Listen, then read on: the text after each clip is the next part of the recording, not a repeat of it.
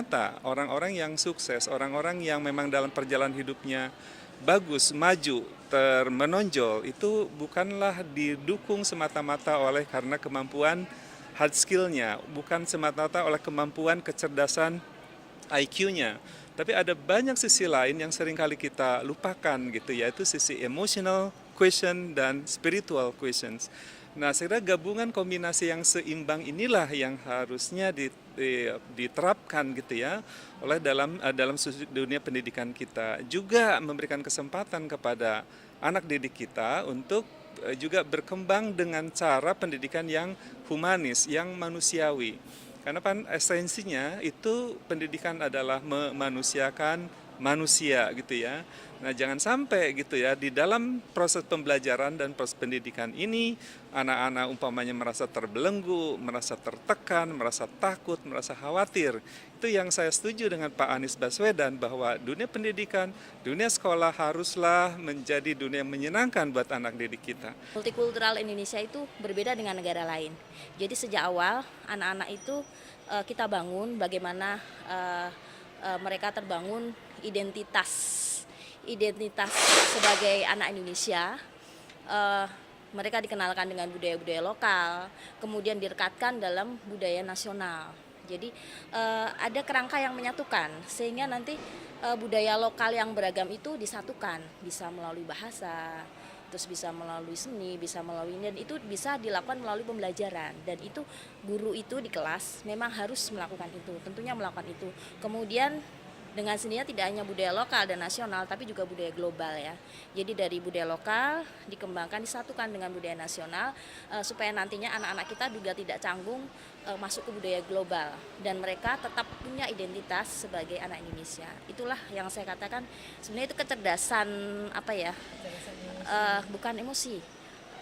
Civic intelligence ya, kecerdasan sebagai civic itu bangsa ya, nggak hanya sebagai bukan hanya emosional atau adversity atau IQ aja, tapi civic intelligence. Lingkungan kampus saya aja sudah banyak sudah ditanamkan kayak teknopreneur, gimana cara kita berwirausaha, terus kita juga dapat fasilitas di kampus tuh ada pinjaman koperasi untuk mahasiswa yang mau buka usaha, dari kampus saya itu sangat mendukung gitu untuk kita menjadi wirausaha dari muda gitu. Terus Mbak Ica sendiri kalau lulus dari sini mau jadi apa? Saya sih alhamdulillah dari saya kuliah di sini saya udah punya wirausaha, jadi insya Allah nerusin aja gitu supaya berkembang. Nggak menjadi pegawai negeri? Enggak, pegawai negeri enggak. Entrepreneur itu baik sih, baik buat masa depan juga kan.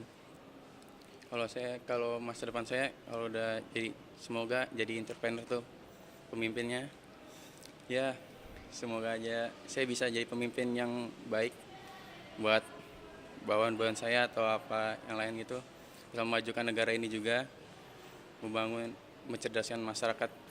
Di dalam Indonesia Cerdas, Prof.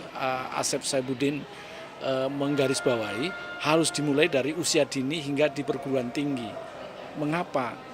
Karena di usia dini mempunyai golden age, usia peka yang sangat indah sekali kalau kita bimbing dengan akhlak mulia dan budi luhur.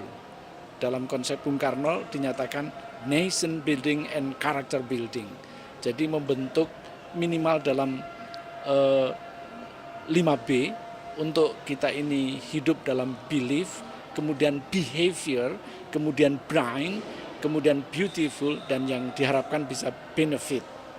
Itu di perjalanan kecerdasan yang ada, hidup ini diisi dengan perilaku yang bagus. Cerdas baru nomor 3, memang harus cerdas, tetapi juga didasari dengan tampilan yang gallant untuk laki-laki, beauty untuk perempuan, dan kita akan menuju sasaran akhir, kita beruntung dunia dan akhirat insya Allah. Menyambut era bonus demografi, Yayasan Damandiri bekerja sama dengan sekitar 230 perguruan tinggi di seluruh Indonesia melalui Lembaga Pendidikan dan Pengembangan Mahasiswa menyelenggarakan kuliah kerja nyata atau KKN tematik Posdaya yang merupakan kegiatan positif untuk mempraktekkan apa yang sudah diperoleh dari bangku kuliah dalam kehidupan sosial masyarakat. kepanjangan dari Pos Pemberdayaan Keluarga, yakni sebuah forum atau wadah yang ada di masyarakat di tingkat rukun warga RW untuk menyatukan kegiatan-kegiatan yang ada di situ, yakni Posyandu, BPK, ya, kemudian PAUD, ya, kemudian ada BKB, BKL, ada Karang Taruna, ada koperasi, ya, dan kita sebut kegiatan-kegiatan yang ada itu lingkaran-lingkaran kecil. Nah, Posdaya posisinya adalah menyatukan lingkaran-lingkaran kecil itu untuk menjadi lingkaran besar. Karena selama ini lingkaran kecil ini mereka jalan sendiri masing-masing tanpa berkoordinasi untuk menyelesaikan permasalahan. Dan tujuan utama Posdaya adalah dibentuknya Posdaya untuk mempercepat pengentasan kemiskinan, ya. Karena Posdaya sebelum mereka membuat rencana program ke depannya harus tahu dulu ada pendataan dan pemetaan mengenai keluarga, dari mana yang pra-KS, KS1, KS2, KS3, sehingga Posdaya ini mampu memberikan intervensi terhadap keluarga-keluarga yang pra-KS, KS1, KS2 untuk menjadi lebih baik gitu. Jadi Posdaya itu banyak sekali penggiatnya, dan ini Yayasan Damandiri memberikan satu ide dan juga gerakan masyarakat namanya Posdaya ini. Kemudian disambut baik oleh pemerintah, oleh universitas. Universitas yang ada di Indonesia bekerja sama dengan Yayasan Damandiri, ya, untuk mengembangkan Posdaya ini. Hampir 230 universitas, ya. Nah, sedangkan pemerintah government, ya, pemerintah daerah itu juga banyak sekali yang melakukan pengembangan Posdaya ini. Nah, Posdaya yang dibina oleh universitas itu menjadi bagian dari kegiatan pengabdian pada masyarakat dan juga penelitian gitu. Karena di universitas ini Tridharma Perguruan Tinggi harus melakukan penelitian dan pengabdian. Nah, pengabdian ini salah satunya itu adalah dengan kegiatan Posdaya melalui apa? KKN, kuliah kerja nyata. Di Indonesia jumlahnya itu hampir 50.000 pos pemberdayaan keluarga di level RW. Nah, kami di Universitas Trilogi adalah koordinator wilayah Jakarta dan Bekasi. Selain itu kita juga mempunyai program-program yang disebut dengan Posdaya, kan, pos pemberdayaan keluarga. Itu pos pemberdayaan keluarga adalah sebuah tempat di mana ibu-ibu, bapak-bapak, anak-anak bisa bersilaturahmi, mengembangkan sesuatu yang diperlukan oleh masyarakat itu sendiri. Dan mahasiswa di dalam konsep ini masuk ke dalam KKN Posdaya. Dan mereka akan masuk ke dalam KKN Posdaya itu semester ke-6, ke-7 ya nanti. Nah, itu tidak hanya di pendidikan usia dini, tapi semua program studi itu harus dan itu wajib, itu bersifat KKN tematik Posdaya namanya. Kami mempunyai konsep bahwa universitas itu jangan terpisahlah dari masyarakat.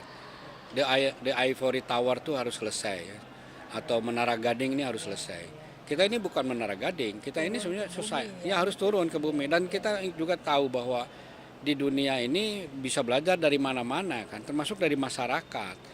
Jangan sampai karena universitas sehingga dia merasa paling elit sendiri, kemudian tertutup dengan masyarakat, akhirnya tidak membuka diri kepada masyarakat, akhirnya ilmunya juga tidak berkembang.